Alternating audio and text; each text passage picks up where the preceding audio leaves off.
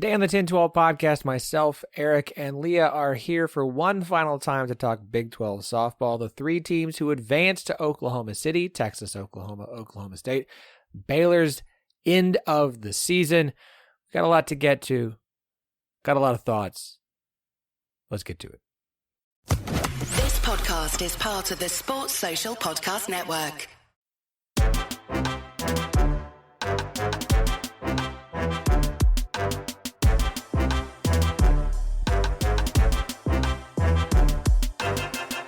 Welcome to the 10-12, the podcast that covers all 14 teams in the Big 12 Conference, plus Colorado, Arizona, Arizona State, and Utah. We're the flagship show, the 10-12 Network. Find every show on the network at 1012network.com. And of course, we are partners with Sports Social, Europe's biggest sports podcast network. I'm your host, Phillip Slavin. Thank you for joining us. Yeah, it's been a little bit. We had an unexpected week off last week. I got sick, and then a kid got sick. And this is what happened. But we're here today. And that's what's most important. That's what's most important. And I say we because it's not just me. I think I'm a little bit sad. I'm not a little bit sad. I'm very sad to say this. I am sad to say this because this is our last softball podcast for the season. Obviously, Women's College World Series will get rolling this weekend, which means it's the last time you will hear these three voices all together until next season. Fingers crossed. It's all, you just never know how the world is going to spin. Those two voices who have been absolutely incredible to be here on the show and to spend the time with and to build, I think, some good lasting friendships with. Of course, she is the trash talk queen of the 10-12 Network. She is Lea Nelson. You're going to get me all choked up.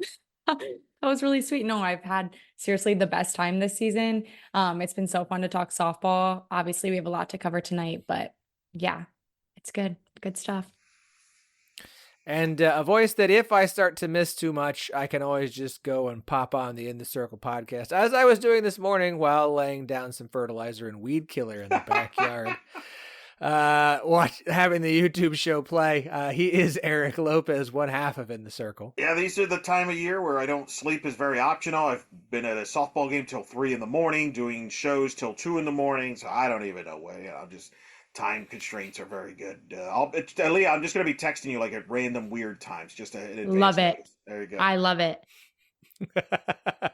This is good. No, Eric, I caught quite a bit of the live show. I tried to listen live for a little bit, and it was like I gotta go to bed. And then I listened to some more today. Yeah, I was not gonna stay up as late as you were. Yeah. We told the girls like, hey, tomorrow's a holiday. You can sleep in tomorrow. And they're like, oh, okay, yeah, okay. Yeah. First one came. They have it's basically like an alarm clock. It's just this light sound machine that changes colors, and when it turns blue, it's 7 a.m. They can get up. Yeah, first one was in our room at like 6:45. They were all awake at least 15 minutes before. I was like, sleep in. Yeah, good job, girls. Nice work. Thanks, appreciate that. But I was not gonna stay up late. But I did listen to quite a bit of the show, and as always, you guys did a great job breaking everything down. So I would suggest everybody wants a full breakdown of an absolutely incredible slate of super regional series. I mean, just absolutely phenomenal. 5 that went 3 games. If you love softball and you didn't enjoy that, I don't think you actually like softball. So go and check it in the circle for all of them. We are going to recap the Big 12 here. 3 Big 12 teams advanced to Oklahoma City, the Women's College World Series. Not surprisingly, Oklahoma, Texas, and Oklahoma State all making it. That's 3 of the only 5 teams who made the tournament. That's right, huh? 3 out of 5 making it to OKC. If only the Big 12 could get a little bit more credit for how good it actually is. But no. We've got to get 4 Big 10 teams in. How many Big 10 teams made super regionals, Eric? Did you? 0. That's 0. Right. Yes. 0. In fact, I think I'll give you even a better stat with that. I'm pretty sure they only had 1 team even make a regional final with Northwestern. Oh, no. Wait, Michigan may have made it. As Michigan? Yeah, whatever. 2 when Oklahoma State smacked them around. 2 there. The more important stat, Big 12, most teams in the World Series. You're not going to hear that at all this week. It's funny when the SEC, we got all these teams in the field. They only got 2 in. Big 12 got 3 in, and I would argue they're 1 swing away from having 4 in the field, as we'll get to, I'm sure, with Baylor in their super regional against Florida. So I think this has been a successful, once again, tournament for the Big 12, which I think has a good chance to finish again as the number 1 or number 2 RPI conference by the time the World Series is wrapped up. And I don't want to hear how Oklahoma and Texas are going to be in the SEC next year. Well, they're not this year. So, and the SEC was guaranteed a team in Oklahoma City because 2 of them met in super regionals. So I'm going to be as petty as I want because it's a Big 12 show and I own it and I run it and I can do whatever the heck I want. I mean, let's just off the top, general look at the field. Like I said, Texas, Oklahoma State are going to be there along with Florida and Alabama, the 2 SEC teams. Duke will be there, as well as 2 teams from the conference that will no longer exist soon. Yeah, I know it still technically does in UCLA and Stanford. Oh man, Stanford! What a wild super regional. Eric, just your initial thoughts on the 8 who've made it to OKC.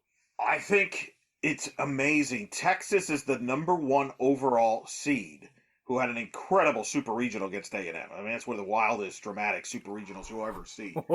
My goodness. Phenomenal stuff. And yet, they're number 1 seed, and I would argue they have a brutal draw. I actually love Oklahoma's draw way more than Texas. When you look at Texas now, their reward to get to the World Series, first game off the bat, you're going to play Stanford for a 3rd time and probably see the National Player of the Year in Najee Kennedy. Again. Huh? And then if they somehow get past that, you got to play either Florida, which has one of the most dynamic offenses in the sport, with Jocelyn Erickson, who just tied the school record for RBIs in a season, Skylar Wallace and company, or, you get to play Oklahoma State with the Big 12 Pitcher of the Year and top 3 Player of the Year finalist in Lexi Kilfoyle, a team that beat you 2 out of 3 during the season. Compare that to what Oklahoma has. Oklahoma has to play a Duke team that's never been to the World Series, so this is a big stage for them. And then either play UCLA, more than likely, or maybe one of the worst teams to ever make it to Oklahoma City, in Alabama, who, congrats, they won their 2nd SEC Series of the year this past weekend, beating Tennessee. What an accomplishment. I love it. Look, they had to beat Tennessee to get there. But I would rather have Oklahoma's draw. Now, I know the bracket will flip after the first couple of games, so I get that. So weird. It's a weird bracket. Weird. But I would rather have Oklahoma's path than Texas. I don't know if Texas can go 2-0 with this path. I'm confident Oklahoma can. And I think Oklahoma has an easier path to the Champ Series than Texas, which is very bizarre to say. Yeah. I mean, look, part of it's just it's Oklahoma, and Oklahoma in Oklahoma City is a totally different dog than even Oklahoma in Norman. And look, we saw Oklahoma in Norman this year. That's where they lost most of their that's where they were losing games, was in Norman. Oklahoma and Oklahoma City is just a completely different animal, a totally different beast. Whatever sort of, phrase that's overused that gets thrown in there with them, they're going to be a very difficult out. That's going to be tough for a Duke team that's never been there. That's going to be tough for a UCLA team who's playing their best softball of the year by far, but still not sure just how good this UCLA team actually is. Or an Alabama team. I mean, Alabama's not a team I thought would be here. I'm not saying if we want to call them the worst team here, that's fine. I'm shocked that they're there. I'm shocked that they beat Tennessee. I think Patrick Murphy's shocked that he's there. I think he even said, we finished 9th in the SEC, we're under 500, and we made the World Series. I think they're secretly just as shocked. I really do. So, Lea, to you, thoughts on the 8 who will be in OKC beginning this weekend? Yeah, it's going to be a really exciting week. I mean, what did we say? Five series went into Sunday game, which is crazy, but I have to agree with everything you guys have said. I'd rather be on Oklahoma's side of the bracket. They get to play Duke. Like you said, Duke's never been there. They've never played in Oklahoma City. They're going to be stressed. And I mean, I saw kind of their stress in the last game against Missouri. You could tell they were up 4-0, 4-1, and they were making some mistakes, kind of pitching under pressure. And so I think Oklahoma's going to have an easier time. And like you said, Phillip, Oklahoma is a different beast when it comes to the World Series.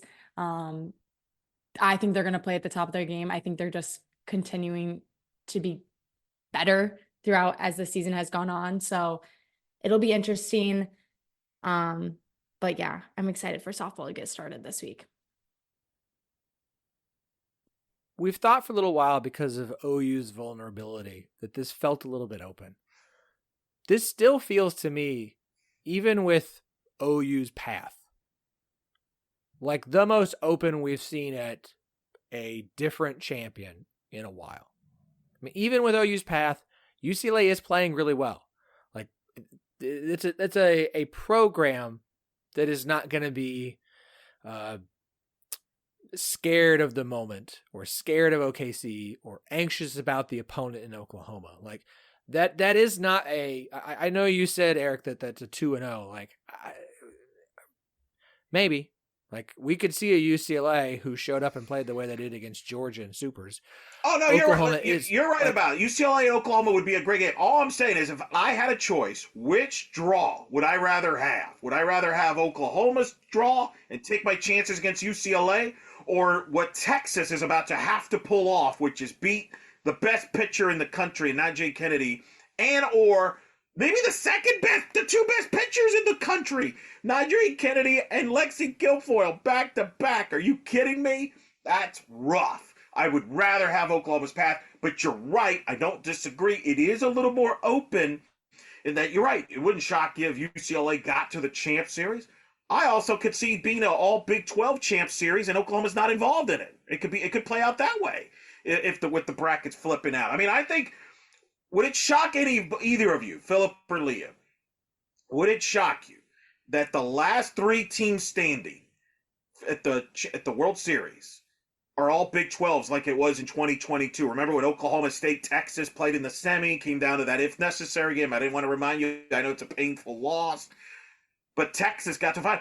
I could see a similar situation where either Oklahoma State or Texas gets to the Champ Series against Oklahoma or vice versa.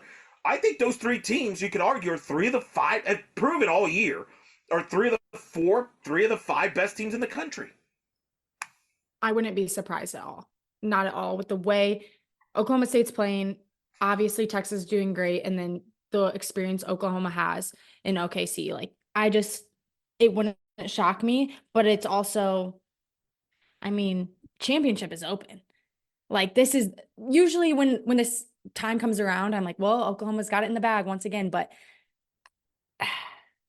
it's open. It's open. I think that's what makes it this week so exciting for softball. Yeah, agreed. And would it shock me? No. I mean, at this point, I think the only thing that would be surprising is if at least 2 of the final 3 aren't from the Big 12. If we got a situation where it's like Stanford, UCLA, and Texas, I feel like, man, those 3 have been so good. And look, Oklahoma City is such a different animal, and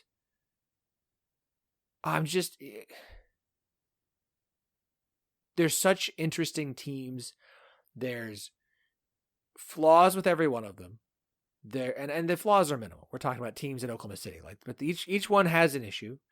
Each one has situations of youth that have never been on this stage before, but each one has situations of experience and seniority that can help them. This is such an interesting 8 teams because it's open and because Oklahoma is still good in here. Like, I almost think it's better that Oklahoma's here, because if everyone wants something different, then you want to see Oklahoma get here and go down.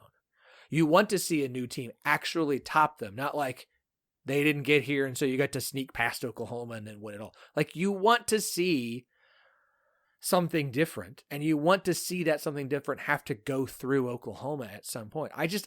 And so it makes for what should be such an interesting and engaging Oklahoma City, a Women's College World Series that I am so thrilled for. It's going to be so many close and interesting games. Like, the pitching is going to be fantastic. I am so excited. I'm so excited. Okay. Let's talk about Supers. Let's talk about, because it was an absolutely wild. We can start with Texas and Texas A&M, because it's not just that you went 3 games. It's not just that every game was insane and had shocking home runs that extended series, or trash falling out onto the field from some random location, or just amazing hits and questionable decisions that worked here and didn't work there. And Mike White, trying to blame a pitcher or a player for making a decision that he actually forced. You threw all of this with a rivalry. So you throw it Texas. It's one thing if you have this series and it's like Texas and insert random Pac-12 team. No, it's a in-state rivalry in this situation that had one of the best super regionals that we've ever seen go through. Oh man. I mean, it was just like, I have to keep watching. I can't. What's going to happen? You're like, this team's got this game in the, like you'd see people like, Texas A&M's got, and Texas would rip off 4 runs. And then, Texas has got one. Texas A&M hits a 3-run home run with a freshman. It's our first home run ever. It's just the storylines, just so many nuggets, so many things in that. Like one of those makes for an interesting game normally. The number of just wild occurrences that happened in Austin this weekend is just more than you can count. Well, the twists and turns, too, of each play had significant changes. Just when you thought a game was over, it wasn't. It's a super regional. It's not going to be forgotten anytime soon. And credit to Texas. They look dead. Down 5-1, 6th inning, game 2. Like, my goodness, they're going to be the third 1 seed nationally to lose in a supers.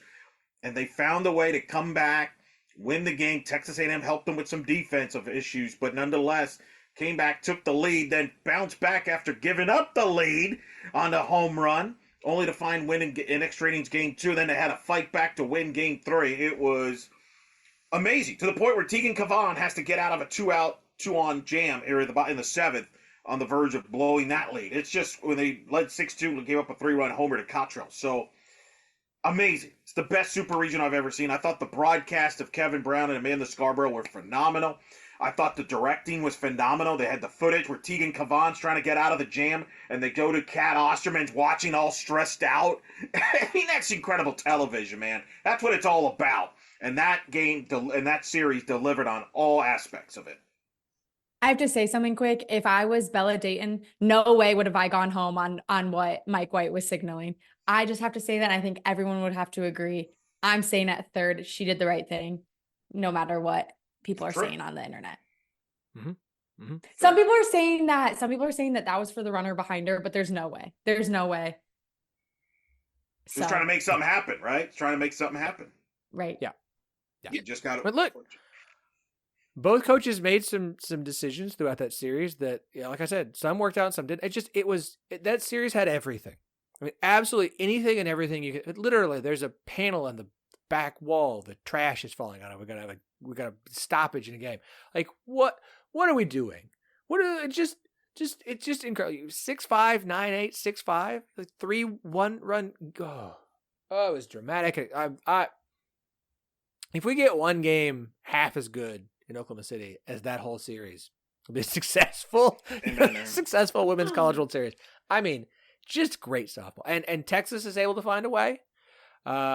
There's so many moments in games 2 and 3 where you just didn't know where it was going to go.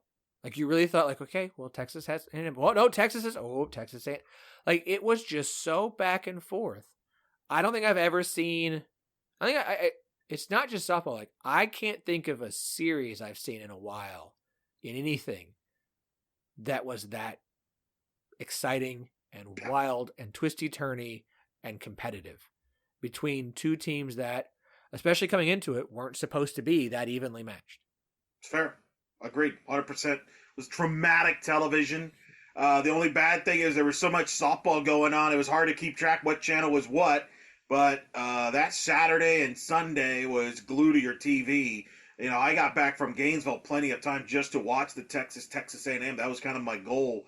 And then you had a Missouri-Duke game was going on. You had Tennessee-Alabama had a weather issue. So it was one of those things where like, hey, can we get Scott Hansen in the Red Zone channel maybe to keep up with the Supers? I mean, it got that crazy at times over the weekend. But, man, that was edge of your seat softball. And you know it's amazing when you're nervous and you're stressed out, emotionally drained, and you have nobody in the dogfight. Like, you're not even involved. It's not even none of your teams.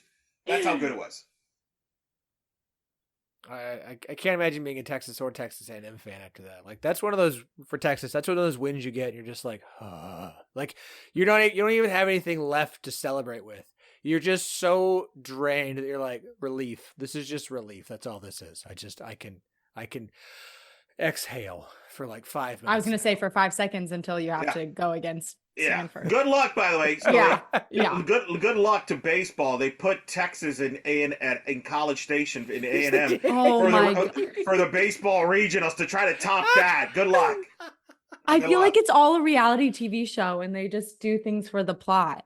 It's the last time you could do it. It's the last time you could put them in a regional setting before they're in the SEC next year. Incredible. But yeah, good luck to any of the future Texas A&M games topping that super regional. Good luck. Oh, fantastic. Let's talk about the other competitive super regional. As you kind of teased, the Big 12 almost had 4 teams in Oklahoma City. Almost. I know there's no such thing as moral victories. I get all of that. But for the up and down season that Baylor had, to have got things rolling the way they did into the postseason, to go to Lafayette, a team they'd already beaten, don't care. Come out of that, get the regional win, go to Florida, and take that to a third game, and be sitting there in the top of the 7th with 2 on, and just the opportunity to potentially tie or win that game is absolutely incredible, considering when they were 1-8 to start conference play. Yeah, because I got swept in 2 series and they went 1-2. They were 1-8 in Big 12 play at one point this season. And to get to the super regional and be in that and be there at the end, you're just going, can they do it? Can they pull one more hit out? I thought it's a fantastic season for Baylor. Obviously, they don't want it to end. The decision to bunt there with 2 on and no out. I'm not a big on bunting anyways. I'm not the biggest fan of it. I understand in certain situations where if you feel like you have someone who can do it and it's in a game where it's not in a late into the game must win situation. You're trying to try some things out early just to bring a run across. Okay, fine. In that spot, I didn't like that decision. I still don't like that decision because I think more times than not, in my opinion, you're literally giving the opponent an out. I that's how I always feel with a bunt is more likely than not. You've just given them their first out and got them that much closer here. And I hate to sit here and nitpick that, but it's driven me crazy since it happened. You weren't there. I first guessed it. I tweeted it before it happened, but I want to kind of backwards a little bit here. So Baylor wins the Saturday game with Riley Crandall going to distance. They win the game. I remember Glenn Moore was asked in the postgame, what are you going to do Sunday? And he's like, we haven't decided and figured it out. I thought they were going to go back to Binford to start game 3. He goes Crandall. Tim Walton in the postgame admitted they made adjustments to Crandall after the Saturday game. Like they went back to the drawing board and were prepared for Crandall. I would have gone Binford. I know it sounds like a 2020 second guess. I would have gone Binford. Binford came in relief, pitched well, kept them in the game, got some help from Florida, leaving a runner early, and the bases loaded in the 30, which was weird. Changed the whole momentum of the game. But I want both your thoughts on that decision, and we'll get to that 7th inning. You're talking about the bunt, because I obviously have a lot of thoughts there. But the fact going Binford over Crandall, what was your reaction when you both saw that? Going Crandall over Binford in game 3? Yeah. I have to agree with you. I mean, at this level, you can make adjustments so quickly, and obviously they have Binford and Crandall. Like those are Baylor's pitchers. You know, there's 2 of them, but at this level, you can make quick adjustments. Obviously, after game 2, you're gonna go back to the drawing board. You're gonna see how you can make adjustments. You're gonna see how you can hit off of Crandall. So they're prepared for her. 1000%. I would have put Binford in there, switch things up. It's almost like you're just slowly, like you're going from game 2 right into game 3 instead of switching it up, trying to figure out something else. And so it's just tough. I agree with you, Eric, 1000%. Put Binford in, have her go through the lineup a couple times. Obviously she's probably going to be gas, then put Crandall in and have them have to make adjustments again. So I don't know. It's tough, but Yeah, no, I agree. I was surprised by the decision. I really like. I understand Crandall pitched as well as she did on Saturday, but and this isn't a shot at Crandall, but like she pitched well. It wasn't like she was so good that I'm like, no, she's got to get back out. Right, like she's Florida they're not going to hit her. There's no way they're going to be able to figure it out. Like, no, like she gave you that game. You got that game out of her. Great. Now it's time to go back to Benford. Like, that is one of those, like, can we get a game like this from Crandall? You got one. Okay, now you go back to Benford because Benford is the one. Like, that is your, of your two, that is your ace. To not go back for her and to put yourself in that spot was just that, because it's not like Baylor was scoring a ton of runs. I know they got 5 on Saturday. They had 2 on day one, and it was a very close series. We're talking about a 4-2, a 5-2, a 5-3. Like, these were 2-3 run series, but to put yourself in that spot early down, and I don't think it was the right call. I agree. I agree. And then the thing is, okay, so you start Crandall. Well, she gives up 2 in the first. You're not a dynamic offense. Get Benford in there in the second. Get in the second. The minimize. And they kept her in. I thought an inning too long. They fell behind 4-0. To their credit, they chipped away. They caught a break. Because I thought, and I don't know if you felt this way, Leah, in that third inning, having said all this, Benford was a little shaky in that third. Florida had bases loaded, nobody out. They walked in a run. Baylor, they're one of their senior players in the dugout, says, hey, the runner at Florida left early. They challenged, and it was overruled. They said, yes, the Florida runner left. So the run comes off the board. They get the out at second, and then they get the double play. Mm-hmm. Changed the whole complexion of the game. Right. I thought at that moment this game was going to be a run rule. At that moment. 1,000%. Right? And it 1,000%. Changed the whole momentum. Leah, you're the player. I'm curious, what was going through your mind? I'm in the stand, so I can't see the replay and all that. You're a player. You played there. I'm curious. First of all, why with the bases loaded, if you're a runner at second, why are you leaving early, number one, okay? Because I hate the review about leaving runners. I hate it. But as a runner, you know this by now. Why are you leaving her? So what did you see from your view there? What happened? Well, it's just crazy to me as the Florida player is leaving early because, one, bases are loaded. Like, there's no reason. It's not like you can get a good jump if the catcher misplays it. Like, you're not going to third. And also with the new rule where you can replay and see if you're leaving early, like, there's no reason to even be close to leaving early. Why would you even risk that? Your team's has momentum. You're scoring. Like you said, like, everyone watching, we thought it was going to be a run rule after that or before that runner was called out. So why are you ever like trying to, why would you ever put yourself in the position to affect the way the game is playing out? I'm playing it safe as a base runner. There's no way I'm even thinking about leaving early. I'm probably leaving late in that situation.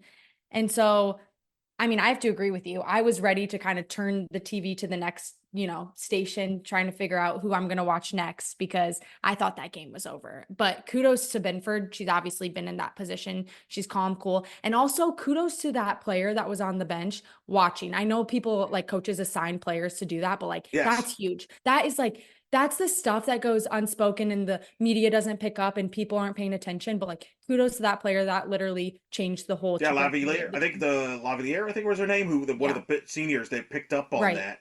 So Baylor gets the momentum. Emily Hott hits a 2-run homer later in the game. They get within 5-3. Now let's get to the 7th inning. Phillip, you brought it up. And I'm following this because everybody knows when my goodness, I've seen so much of Baylor this year. I feel like I'm part of the team. I've seen them. I called a couple of their games at Nutter. I saw them up close in the Big 12 tournament, and now I see them up close in the region. And I'm like, Shaylin Govin, you got to give her a chance to win this for you. Yeah. And they did. They got 2 on. They got an air. And I'm like, oh, this is perfect. You got Presley Pylon. But I even tweeted out, don't bunt. Because if you bunt, you advance both runners to second and third. Let's say she's successful in bunting. Okay, you accomplished the goal. You bunted to second or third. You want to take a guess what Tim Walton was ready to do with Shaylin Govan in second and third? Right. Walker. We're going to walk her. So why would you want that when not only the best player in your team, maybe the best hitter in that region, it's her or Skylar Wallace, we could debate, whatever. She's the one that could give you the chance to win this. you're basically opening yourself up to having her get walked, and now you're going to depend on Binford or somebody else with the bases loaded who doesn't have as much pop to try to win this for you.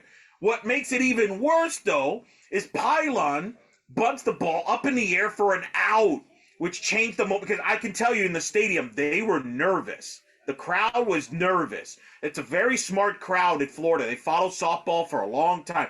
They're not dumb. They know who was on deck for Baylor, was their best player in Govan, who hit a home run on Saturday and has done what she's done. The other thing I didn't understand is, they're going to challenge Pylon because they know who's on deck at Govan. So she's going to get good pitches to swing. Why not let her swing away? And she might surprise you. I thought she swung the bat pretty well in the regional. Get her to swing away. She might get on base, and now you open the floodgates. I hated it, Phillip. I hated it because I really wanted Baylor to win. From the standpoint of everything they've gone through, Glenn Moore told me before the year it's one of his favorite teams. He reiterated that in the post game when I asked him about it, and he's like, he appreciated me asking. He loved this group, and I'm like, oh, you're right there. Let your players try to win it. Phillip, I put my head down when that bunt happened. I thought, and then Govan, Florida challenged her, and she nearly got it out to left field. Oh, it was just tough if you're Baylor.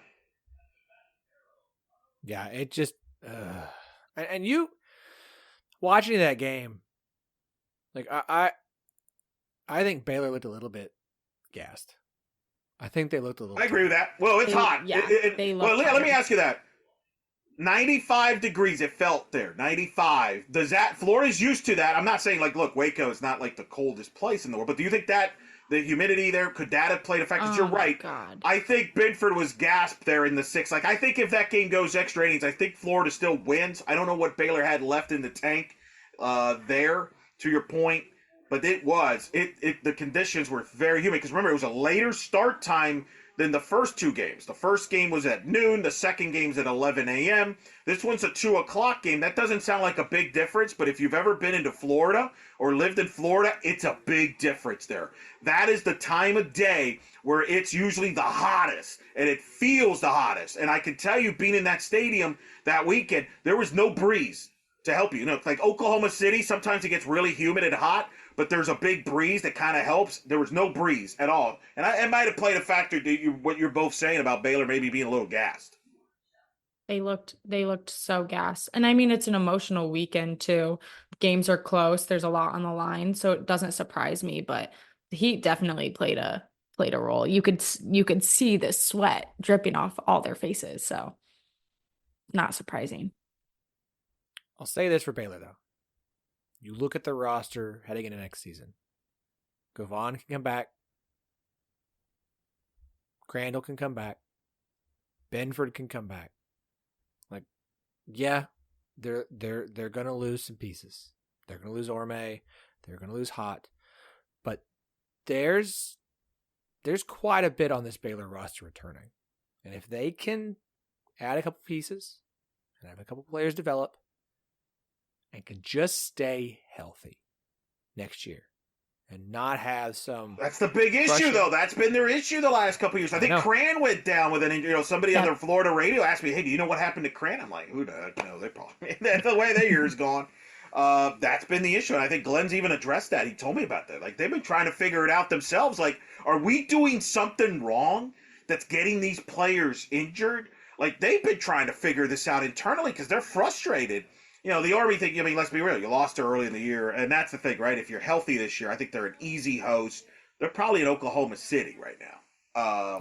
And that's what stings, I think, a lot for them. You make a good point. If you can get Govan back, first of all, she should be the Big 12 preseason player of the year, I would say, next year. I love that. She's the best player. I mean, she's amazing to watch in person. I mean, you're afraid to hit her, and if they can bring some protection for her, because their whole formula offensively this year has been get runners on base and she will drive you in. And they struggled during the year, in part, middle of the year, because Mackenzie Wilson obviously got in trouble off the field. She was the one that set the table in the leadoff spot. It took them a while to figure out what they were going to do there. They figured it out with Strain and Hott eventually and turned it around again late in the year. But that's the key. You got to have runners around Govan because she is a dangerous. Just her presence at the plate. Lea, you played against her. It's a scary thought. Well, every time she came up, we were like, well, you either hit her or you just pray that you don't pitch the ball close enough where she can smack it out of the park, because it's probably going to go out of the park. And she should. I don't know if she will. She should be a first-team All-American when this comes out. And I hope she is. Yeah. Because, I mean, and everyone knows it around the country how great she is. Every team that plays against her, like, how do we pitch to her? Yes, absolutely. That's their game plan. That's literally what the coaches are talking about. Probably is the most underrated player in the country. Yeah. Arguably. When you consider how good she is. I agree. And I think if she comes back next year, we say if, because, in today's college athletics, you got to be careful. You can't assume anything anymore, right? That's all we're saying. We don't know anything. We're not suggesting that she's not. No. We're just. They have eligibility left. Yeah. Govan, Crandall, Benford all have eligibility. That's big. I mean, if they all come back next year with a couple of the young pieces that have shown, we have shown some promise. You mentioned Cran. Like, if they get some of these young players keep continuing back and continue to develop, they would be a top half preseason Big 12 pick. Oklahoma State's going to get picked, even though they do lose Lexi Kilfoyle. But let's be real, we know Kenny Gajewski. They're going to find somebody, and we might have an idea who that could be. Already, who knows? But Oklahoma State will be right up there. Arizona, I think, will have a lot back, although they do lose some offensive bats that Caitlin Lowe's going to have to replace there. Utah's pretty good. But I think Baylor, to your point, with that nucleus, would be right at the top picks there. Yeah. That's top three. Yeah. No offense to Utah. Right, I agree. Interested to see what Texas Tech does, but it's hard not to look at that and say OSU, Arizona, Baylor is your preseason top three in whatever order you like them heading into next year. Yeah. All right. Another thing to get excited about, of course, is Charlie Hustle. Sponsors here on the 1012 podcast and for the entire 1012 network. They make incredible vintage-inspired clothing for a ton of schools, more than 30 available, including every current Big 12 school and Colorado. Look, they love the Big 12. It's why they have so much Big 12. And they have, oh man, I got the email from marketing with the summer plans. And let me just tell you, chomping at the bit, very excited. There's going to be some great stuff. There's going to be some great stuff for Big 12 fans that is coming down the line, including, I don't know, maybe some schools who aren't on the site yet that will be joining the conference. I don't know. Maybe we'll see what happens. So what you need to know is to remember our promo code 101215, TEN1215 gets you 15% off all non-sale items on the site. If you find something on sale, buy it, get it. It may not be there forever because they may just be like, all right, we got to get that out of the way so we can get all this great new stuff that we're designing in here this summer. If you do find something that's not on sale, use the promo code 101215, 15% off all non-sale items. They have absolutely incredible stuff. If you're an Oklahoma State fan, they have your OSU Big 12 Baseball Championship t-shirt. It's on the site. It's there. It's for you. Pistol Pete's head's right on it. It's orange. It's beautiful. Go check it out. Use that promo code. Shop Charlie Hustle. Support our friends who support us and the Big 12 Conference. Charlie Hustle, vintage made fresh. All right, of course, we have to touch on the two other supers that were significantly less thrilling and exciting from what happened on the field than the other two we've already talked about. We can head to Norman first. Oklahoma doing what it does more often than not to Florida State, beating them 11-2 or 11-3 in game one. A little bit more competitive, 4-2 in game two. But Oklahoma gets the 2-0 sweep in that Super Regional Series to advance to Oklahoma City for what is a current active record, 8th straight time, if I recall correctly, knocking Florida State out. Oklahoma, as we mentioned, their side of the bracket. Look, this is about what I expected from Oklahoma against Florida State team. A Florida State team who's been fine, but I also think was one of those hosts who was a host because there weren't a lot of other great options, and so they were one of the teams that got a hosting spot. They advanced to Supers, and OU did what I expected them to do.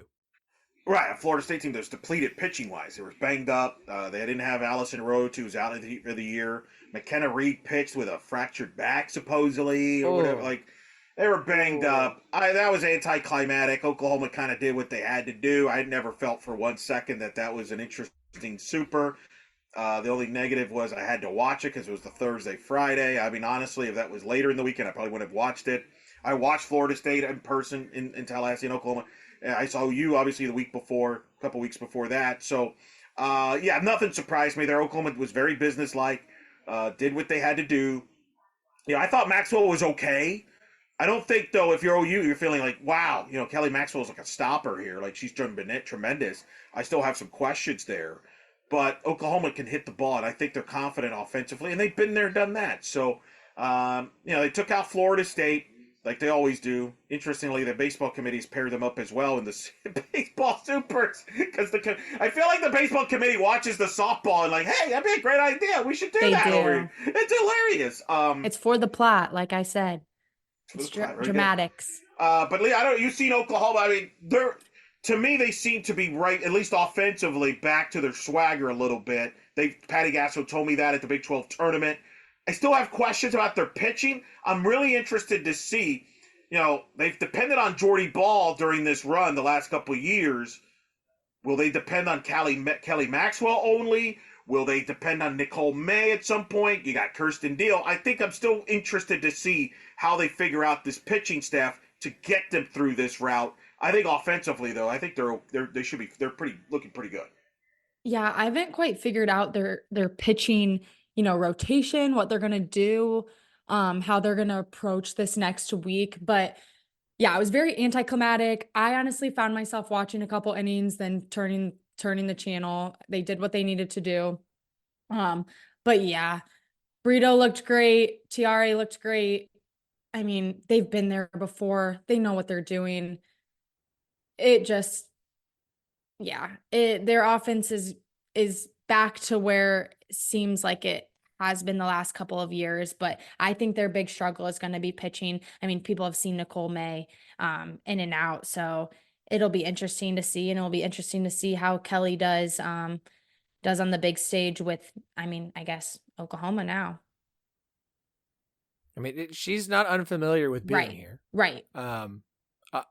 It will be interesting to see how she looks for Oklahoma because there's been one of the complaints OSU fans have always had with Kelly was kind of what happened when she got to that big stage and how she looked. And look, she's a very, very good pitcher. Like, this isn't she gets there and she's terrible. No, it's just she gets there and that tends to be, they get a win and then they would go 0-2. And so OSU fans are always a little bit disappointed.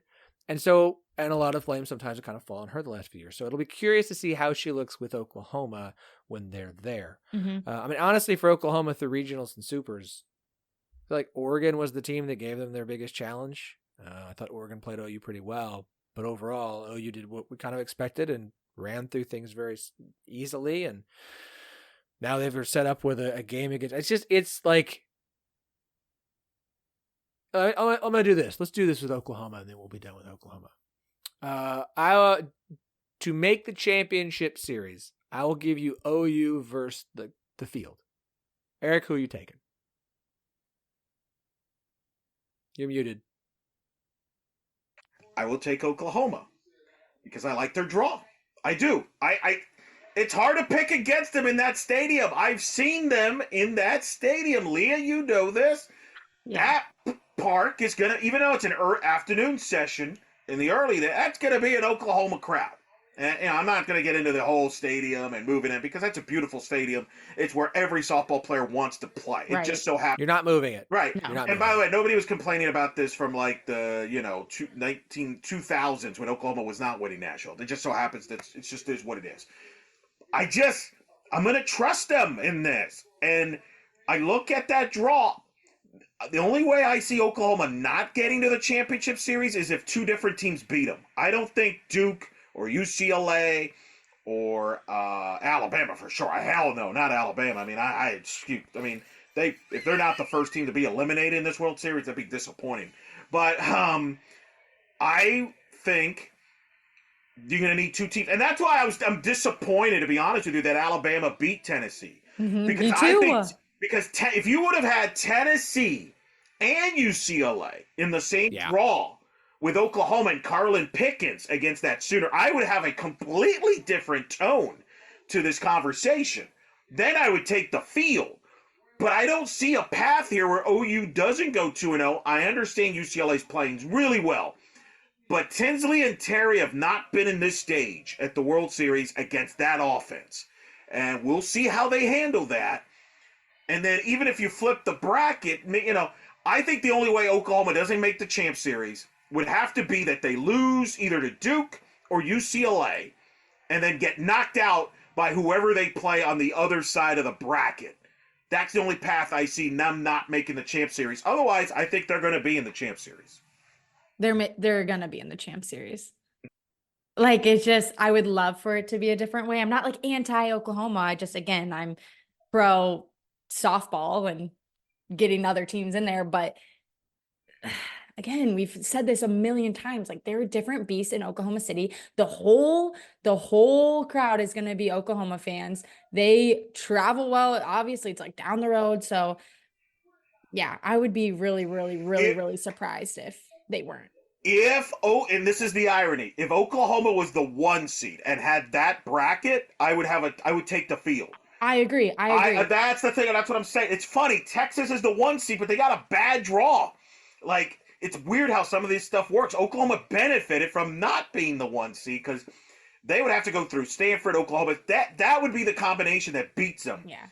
There. And I think, look, do I think Oklahoma could get beaten in the Champ Series? I do, depending on who it is. I just don't see Duke beating them. I have to see it to believe it, considering Duke's never been in this stage. I mean, Duke got nervous in that Missouri game. It wasn't like they were real like, oh, shit, we're about to, like, if you're nervous about closing a super regional, I can't imagine how nervous you're going to be when you got 10,000 people going against you in national stage in the World Series against Oklahoma. So I just think I'm going to take OU against the field to get to the Champ Series because that's the smart play. The other team we got to talk about, Oklahoma State, taking care of business in regionals, getting through.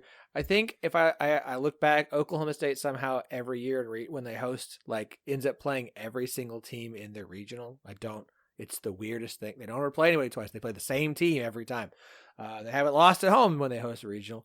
And getting to supers, shout out to Graham Hayes, who works with you, Eric, one of the person who picked Arizona to win supers. I always appreciate that they didn't pick the sweep because that's always like the kiss of death. And so somebody's got to take the hit. Somebody's got to take the hit. I got you. So we appreciate it, Graham. And look, OSU, Arizona.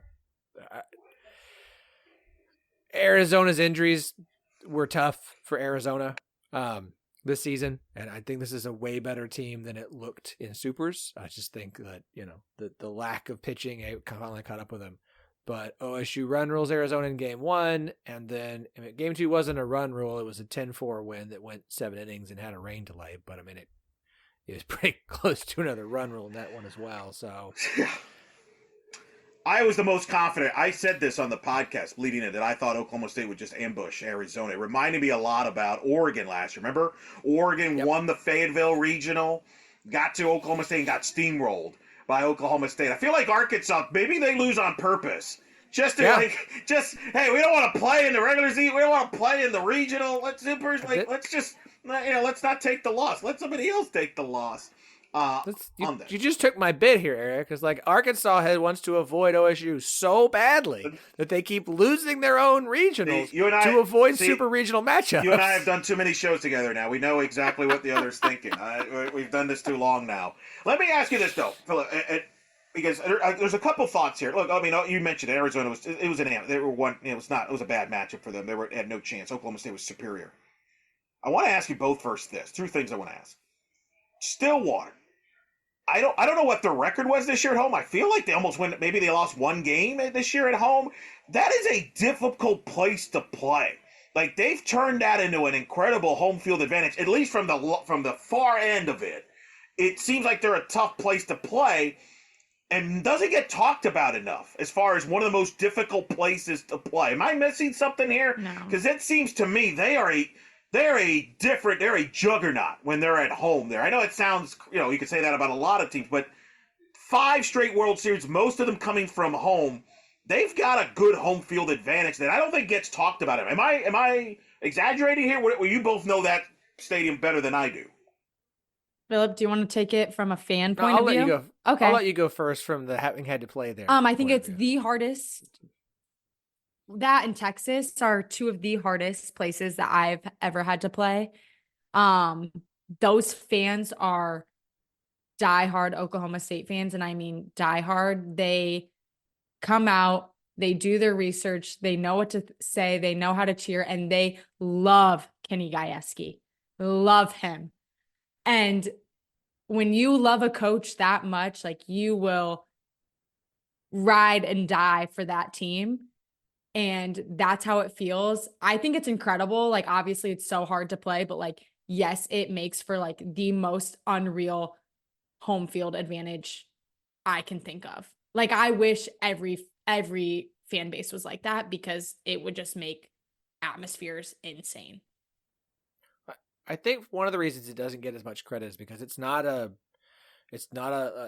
massive stadium. Like, it's still small. It's not. They want a new stadium. They want to build something bigger. And look, they put the seating out in the back. You've got the decks out behind the backfield wall. But like, it's not this massive stadium. It's not like what OU has or a lot of the SEC teams have. But it is packed, and it is loud, and the fans don't stop.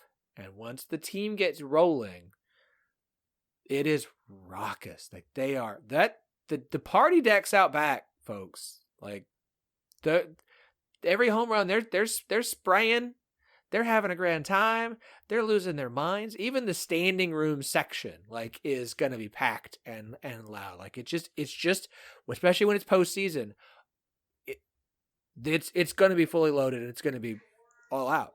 And OSU thrives off that. They were 22-1 at home this season. The only loss was the loss to Texas in that 3-game series. That's insane. That is literally insane. Isn't it? It's amazing. It's an incredible home field. I wouldn't want to play there in the postseason if I was an opponent. So I think that's one factor. And look, and I'm wondering, carry that over to Oklahoma City. We talk so much about Oklahoma and their home field. I look at that Florida game Thursday night. That should be a lot of Oklahoma State. I know. Now I get it. Baseball's got a regional at home, but Phillip, they should be more than plenty to support Oklahoma State there in Oklahoma City for the World Series, especially that Thursday night game against Florida. That could help Oklahoma State make a run to that champ series. The only way in my mind, I think there'll be more orange in OKC than there will be in Stillwater this week. Unless, and it's not a shot at the baseball team. Just there will be fans in Stillwater for regionals. There will be a ton of orange in OKC because it's the Women's College World Series, and because OSU fans, Lee's not wrong. Like, they understand what this is and how important this is. They understand how big it is to be there. The OSU fans aren't taking like a 5th straight trip for granted, so they will buy as many tickets as they can. At this point, the only reason you wouldn't have a full orange stadium is because there's a bunch of fans from the other schools who are just going to have tickets and stay for it. Like, you're just going to have a big old red section of OU fans who just bought enough tickets to be at every game. Like, there will be a ton of orange in OKC for this because they do. We take, like, OSU fans take this stuff seriously now. Like, they really do. Like, they know how good this team is, and the intellectual and emotional investment in softball is there. Like, OSU is, as much as softball school at this point, is some of the best in the country because of how good they've been. Is it number 2 behind football like Oklahoma is? Like, Oklahoma has softball number 2 behind football. Is it number 2? Is it the number 1 women's sport? How would you categorize where softball stacks up right now at Oklahoma State? Oh, it's the number 1 women's sport. Okay. I would put it this way. Look, every fan base will support their team when the team is good, right? Like, sure. We all know this, when something is good. OSU fans will kill it. Like, the women's tennis team went undefeated in the regular season. I had a friend who's an OU fan who went and was like, the fans are. I don't know. I've never seen a fan base be this crazy about a women's tennis team. It's like when OSU is good, when there's a sport that's really good, every fan base shows up. OSU fans show up. Everyone will hop on that bandwagon so hard and so fast, especially for the women's sport, because there is a desire. OSU does not have a national championship in women's sport. They've got an equestrian championship, but it's not NCAA, it's NCEA. They do not have, of all the 53 national championships, none of them are in a women's sport. There is a strong desire on the OSU fan base to see the first national championship in women's sport. Wow, I never knew that. Yeah. They've gotten close. Women's tennis was in the national championship match a few years back. Soccer's made a few Elite Eights. The women's golf team was in the final round of match play a few years ago. You have OSU's, the softball made it to the semis 2 years ago. It's just like they've been close, but they have not gotten over the hump with anybody yet. And I think it's hard in women's sports because there has to be, anyways. There is a passion and a desire for a championship in women's sport. And so if OSU is remotely close to one in OKC, the fans, I'm going to put it this way. If there is a competition between like OSU in the championship series in OKC and OSU like in a super regional for baseball or something, there will be more fans in OKC, I promise you right now, than there will be in Stillwater for even a super regional. That's good. No, that's good. And the fact that we're having this conversation, by the way, I think speaks to the job Kenny Gajewski has done. I don't think we thought we would be having this conversation back in February with all departures. And let me ask you both this, because full disclosure, obviously I'm D1 softball. I am one of the things now I'm privileged to do is I get to vote on some of the awards that we're going to have coming out at D1 softball. I don't want to give too much away, but one of the things we'll do after the postseason's done is announce awards like Coach of the Year award, then nationally, and things like that. We're going to have like All-Americans coming out for D1 softball, stuff like that. I know what's going to happen for head coaching because I can tell in our group chats, it's going to be a heated debate. There's some people that are supportive of Kelly Inouye Perez and the job she's done at UCLA with the year that they've had. Tim Walton at Florida, the year where they had considering, freshman pitchers. I'm on the Kenny Gajewski camp that he should get consideration for National Coach of the Year. You two tell me. Make the case for Kenny Gajewski for National Coach of the Year for me here, so I make sure I get all my bullet points in case I get. I can't promise you I'm going to win this, but I'll try if you guys convince me that he should, because I think he should, considering what he lost. There was no expectations for this team to get to Oklahoma City and be a team that could be contender for the Champ Series. I don't remember anybody saying this. If anything, we were wondering if they're on the opposite side, that they might dip a little bit, more of a rebuild year, but it seems like it's a reload year. So what do you say to all that? I just have to say, I never thought I would ever be like rooting for Coach Gajewski to be Coach of the Year ever. He was like my arch nemesis when I played. So never, but I have to agree. I think what he's done with this program this year, just based on how we talked in our conversations in our first couple of episodes on how we thought Oklahoma State's year was going to be, like, I kind of feel bad talking so poorly about how they were going to play just based on what they've been able to do. I don't know. It's been incredible. They look like they're having the time of their life. They look like they're playing incredible softball. I mean, Lexi Kilfoyle up for Player of the Year. Just incredible. I mean, I know, Phillip, you probably have a 10-page essay written out on why he should be Coach of the Year. So what do you think? Just like I understood why Coach White won it for the Big 12. I'm going to understand if someone beats him to it. But I'll make the case. So, the guy who everyone's like, well, he does it so well because he goes to the transfer portal. He always goes. He's got to get his pitcher from the transfer portal. And yes, Lexi Kilfoyle, it did come from the portal 2 years ago. But he didn't go bring in a bunch of transfer portal players. He brought in Wong, who's been phenomenal for them. He brought in Pouliard, who's been phenomenal for them. But so much of this team is him deciding, I'm going to see what we have and let them play. Not just from a staff or a roster standpoint. You made a pitching coach change that everyone kind of went, oh, we'll see how this works with Everly. She's only been a pitching coach for 1 year. It's it's part of why Kelly Maxwell left. You made a coaching decision that ran off your best pitcher. Okay. Lexi Kilfoyle's been better than Kelly Maxwell this year. Oh, by the way, you changed hitting coaches in like January. And this team is, if I remember correctly, 1 home run away from the most home runs in a single season in Oklahoma State history. You have 5 players with 10-plus home runs this year. That's the first time that's ever happened at Oklahoma State. And you made that change late, and it's done this with Claire Tim, who was nothing like this last year. Freshmen who are hitting the ball as well as they are. I mean, nobody expected this from OSU. And this isn't a like, as you point, Alabama found a way to get here. This is one of the 4 best teams in the country this year on a guy who basically bet on himself and what he has done to build this program and the players that he has recruited and the coaches that he has developed. His hitting coach, his pitching coach are 2 people who played for him at Oklahoma State. He bet on himself and the program that he has built, and look at where they are at. I just I get it with UCLA and the start they had to the season they had to get here. And I get it with Florida and having a freshman pitcher. And I get it if Texas goes and wins the whole dang thing with that roster that's still pretty young and has a bunch of freshmen on it. Great with Mike White. But if you're not saying, well, I don't know about Gajewski, then what you are doing is ignoring all the things that everyone thought coming into the year and just saying, well, this is what they do. They've been here. This is the 5th year in a row they've got here.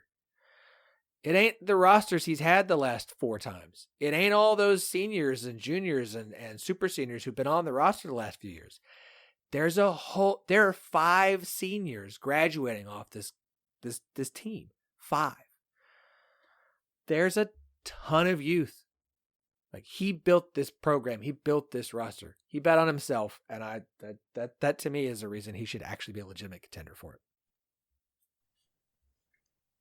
All right, I've written it down. I'll see what I can do for it. I can't make any promises. I'm only 1 vote, but I feel better about the fact that I was pushing for him. So because like I said, I think he's been amazing. I think to me this year changed everything. Because you're right. I think there was the stereotype that, well, he built the team through the portal.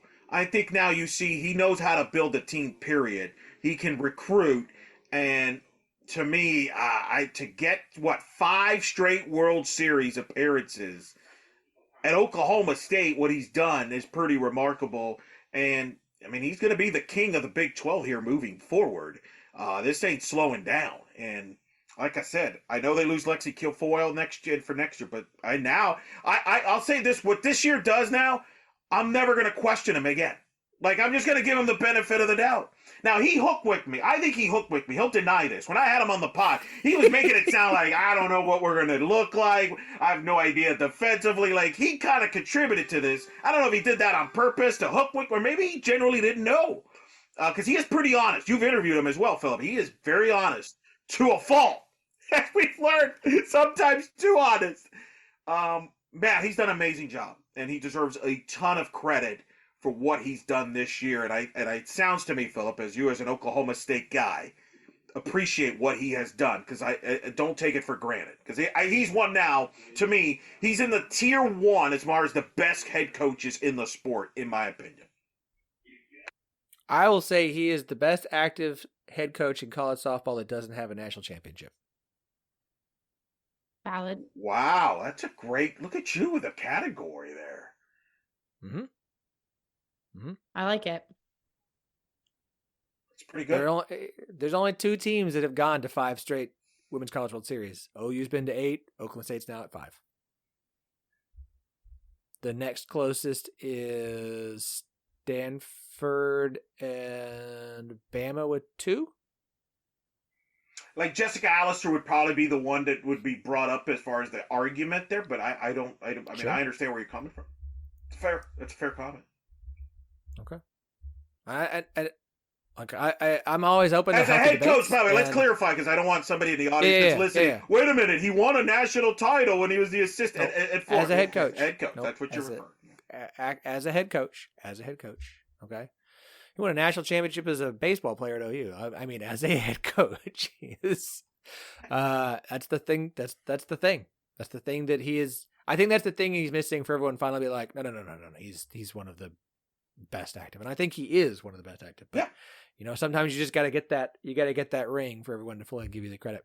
Okay, I know we were going to do a little transfer portal talk, but I think at this point we've gone long enough, and we'll save the transfer portal for off-season stuff. That's when it should be anyway. Why are we? I know. Why? And it's not a softball thing because this happened in basketball. No, it's every sport. But why do we have to have the portal open during the postseason? Like, that's just nuts. Like, I've talked to coaches about this.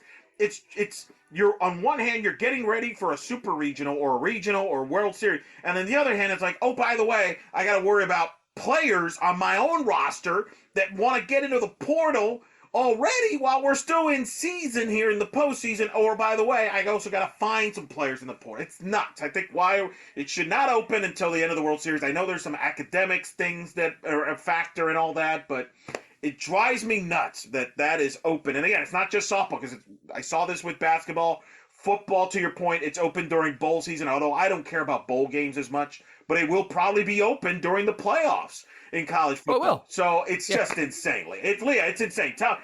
Go ahead. You want to defend it as an athlete about it. No. I'm not saying they shouldn't go into the portal.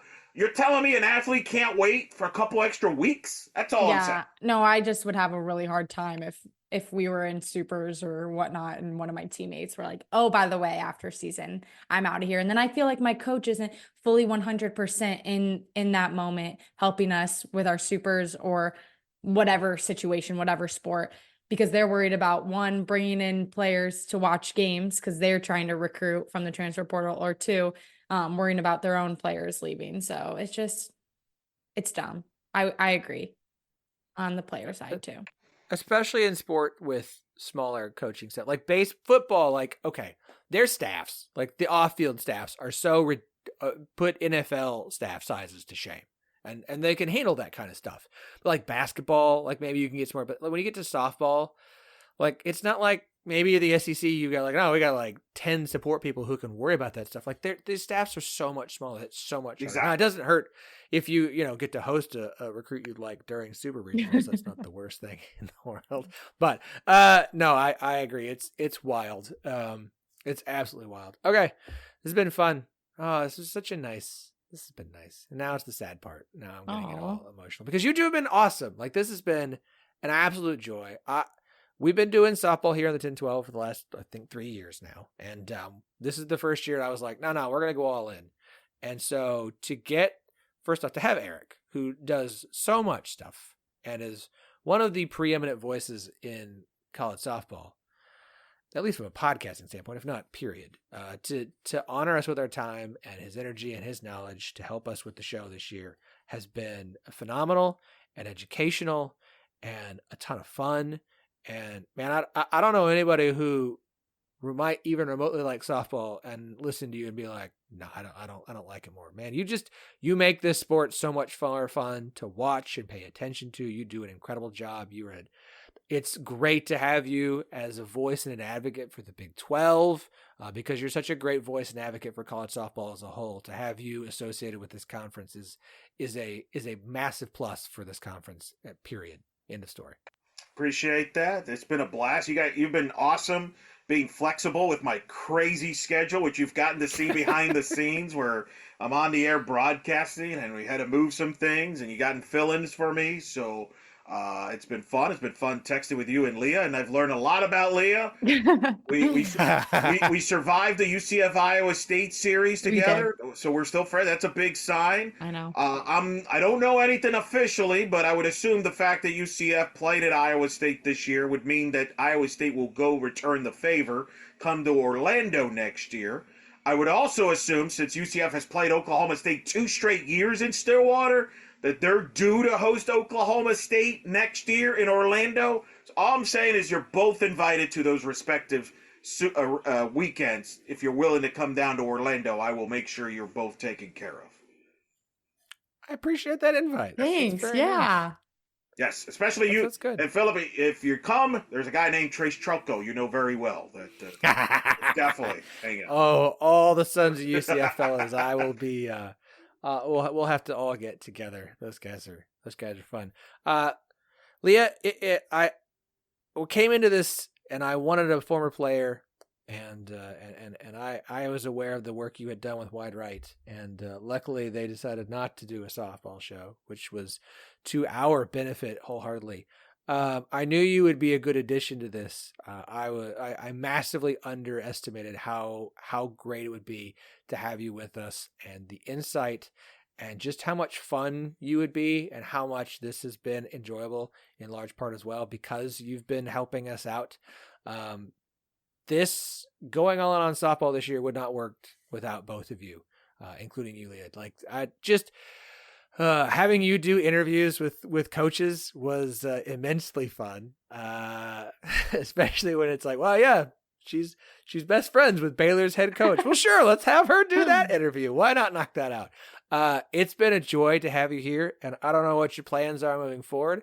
I certainly hope that the let's call us the three best friends that anyone could have are back here doing this again next year. If not, we'll figure it out, and I'll make new friends.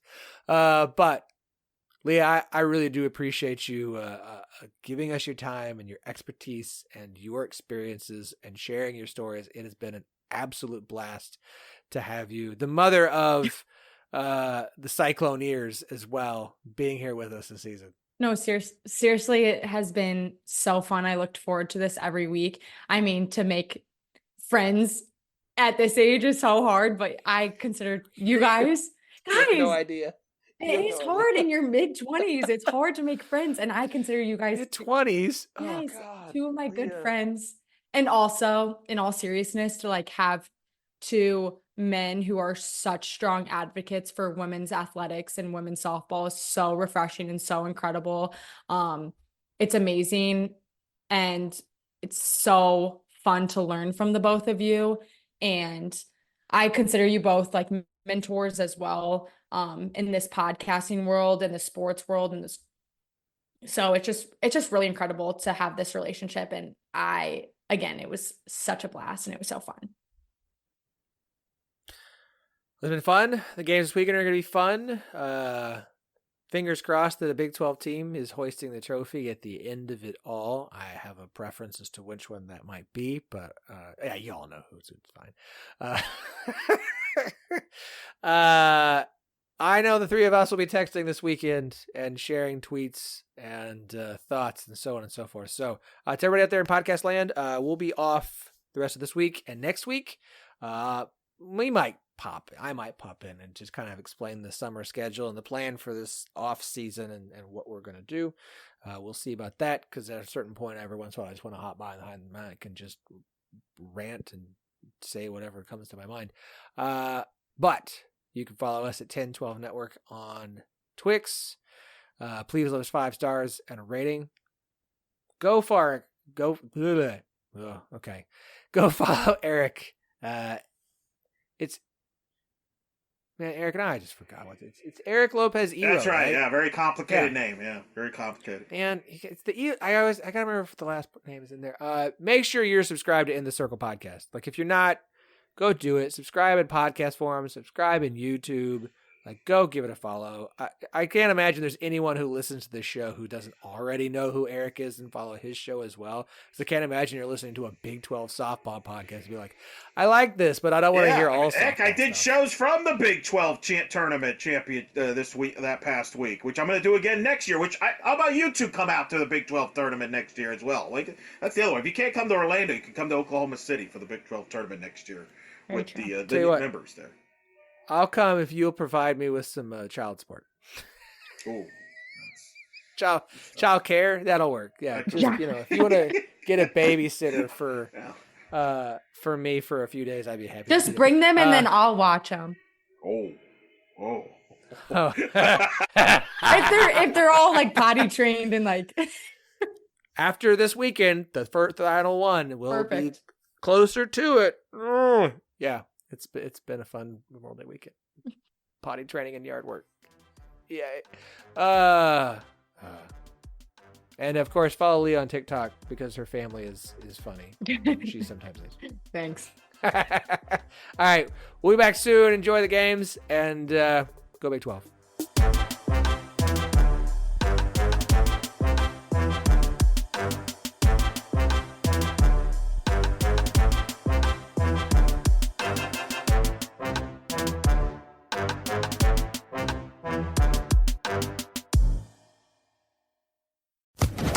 Social Podcast Network.